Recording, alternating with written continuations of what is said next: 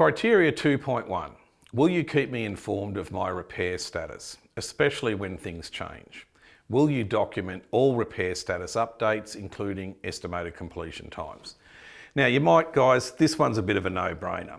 I guess the number one complaint when customers in the past have been surveyed is that the communication process broke down. They weren't notified in time and all these things, all these problems that stem from there. For example, in a non-certified dealership that doesn't have things like express assessment, which we're about to talk about, is that the truck comes into the dealership, might come in at 8 o'clock in the morning. Due to whatever reasons, the truck may not be looked at till 2 o'clock in the afternoon. 2 o'clock in the afternoon, the truck's in there, we're starting to look at it, the tech gets distracted, he gets called on another job momentarily, all these things happen. But before you know it, it's 4 o'clock, customer's expecting their truck back at 5 o'clock. We've suddenly realised we diagnosed something, it needs an ECU or something drastic, and we have to inform the customer at 3:45 and have a difficult conversation, and usually embellish things that, oh, we haven't got the parts or something of that ilk, when if we had a different repair process, diagnostic process, that the truck might have been diagnosed early in the morning, we could have got the part and had the truck back on the road that day. This is where we're going with this. Now, in a normal situation, we have certain people that need updating with the status of the truck. We've got the driver. We could have a dispatch person. We could have a fleet manager. We could have a business owner. All these people may, or some of them individually, may need to be involved as to what the status is of that truck. So we've got to be clear and know who we need to communicate with. Some key considerations: impact on the truck, impact on the load, impact on the driver, impact on their customers.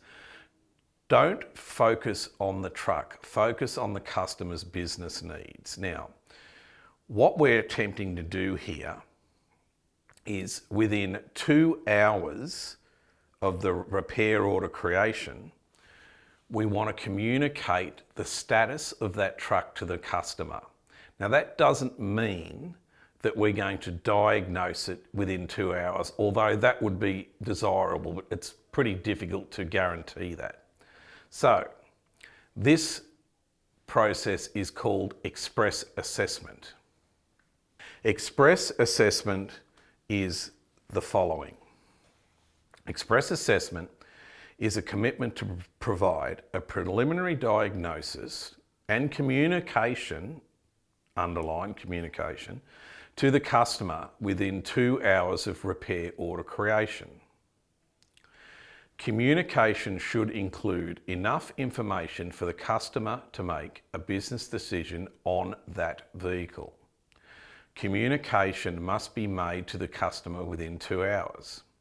This should be available during all hours and shifts. Now, we're not saying, as I said before, that you need to have the diagnosis there within 2 hours, but you must, within that 2 hour time frame, contact the customer with an update. And the update may be, we're still looking at the truck, we're still evaluating it, I'll call you in another hour, it might be something of that ilk, but we need to have constant communication with the customer to inform them of the status of that truck. Once we know what the diagnosis is and we can quote it and tell them how, when and how much, the express assessment finishes. What we want you to do, and the tips for express assessment, is to attempt as many express assessments as you can. Not worry so much about the completion time in percentage terms. For example, if you attempt to do 20 and complete 20, that's 100% completion. We would much rather you attempt 30 and get 50% completion, because we know as the attempts increase, the actual the outcome gets better over time. So the object is to attempt as many as you can, because we know everyone gets better. As I said, what, when and how much. EA is not over until you can tell the customer exactly that, what, when and how much. Interim updates are vital. Keep the customer informed every step of the way. Update RO notes and promise times after each customer contact, and it has to be recorded. Only stop the clock on express assessment when you can tell the customer what, when and how much. So we need to be clear on this, guys. We're not saying that you have to diagnose and finish the truck within 2 hours. It's to communicate and update the customer, okay, a commitment on preliminary diagnosis and what, when and how much is the outcome required. So I just want to make it clear. Every customer, every time. Now, you might say, well, what does that actually mean? Well,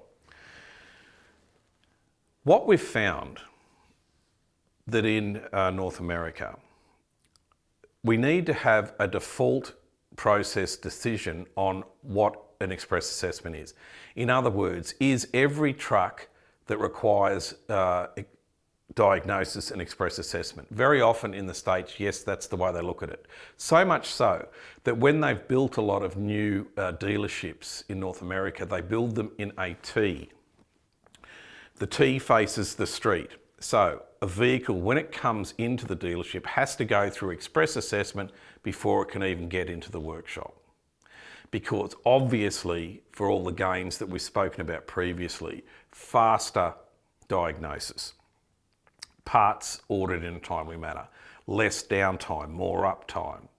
The benefits are enormous. The technician's skill level goes up because they get better at diagnosing things. They become happier and more valued employees. They can earn more money. The dealership earns more money. The throughput goes up. It's win-win for the customer, the dealership, and the employees. This is hence why express assessment is the biggest game changer for us as an organisation, as a network going forward, and one of the major cornerstones of continuous improvement. Here we have an express assessment pie graph, if you like. So here we've got some here that may not need diagnosis. You need to make a decision on whether every truck that comes in the service department is an EA, express assessment, or any truck that requires any form of diagnosis. And it could be a warranty job, it could be a routine service, it could be anything. If it needs if a globe's out or something, it's still got to be diagnosed as to what's happened. So all these things are potential EAs. So I hope that makes sense to you. Eat the elephant one bite at a time. As I said, express assessment is improving all the time. It's an ongoing process. We need to start the EA process one step at a time. You have to crawl before you can walk and walk before you can run. Just think of the elephant. Eat the elephant one bite at a time. Criteria 2.3. Do you have a process to complete minor repairs quickly to minimise my downtime? Now that comes back again, guys, to express assessment. Okay, we want to track it. Okay, we want to know where we are on the field. We need to know how we're performing. We need to know how many we attempt, what our completion rate is. Okay, elite support dealers have to do EA assessment and RO reporting every month, month in by month out, on the 20th of each month. We need to know, and we're here to help you in order to achieve this. You are required to track and submit at least 3 months of express assessment data prior to certification. That's why we get you to start reporting early, so you're used to it, and your dealership's used to doing EAs, and we can slowly start to ramp things up. With the express assessment tracking, as I said before, we need to know the total ROs, okay? Because we need to know how many are going through, what you are attempting to do. For example, if you're doing 1,000 ROs a month in your service department, you know, what's an appropriate number to say, well, is it 5%, is it 10%, is it 20%? It all depends. We need to know this and to see what is doable, what's going to enhance your business and how it's going to work. It's not a cookie cutter, one size fits all. It depends on your dealership, the way it's set out, the way it's structured, all these different things. Step 1, we want to drive up the attempts, as I said. The goal is to increase attempts and decrease time. And the time comes down just with time in the saddle. The more you do, the better you get at it. Bottom line. Criteria 2.4. Do you have a formal quality inspection process so that my vehicle will be fixed right first time? If I do have a comeback, do you have a process for giving my repair priority and making sure it doesn't happen again? Now, as part of the criteria process, everyone needs to have a written, documented comeback process with a quality control process. And it has to be given, obviously, priority.